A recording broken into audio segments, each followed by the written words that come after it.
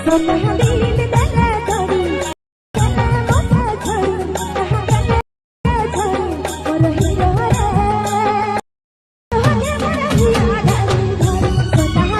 क्या बात है। हाँ तो दोस्तों आज का स्टेटस कैसा लगा कमेंट करके जरूर बताना। और आप लोग कैसे हैं, उम्मीद करता हूँ सब अपने अपने काम में मस्ती होंगे।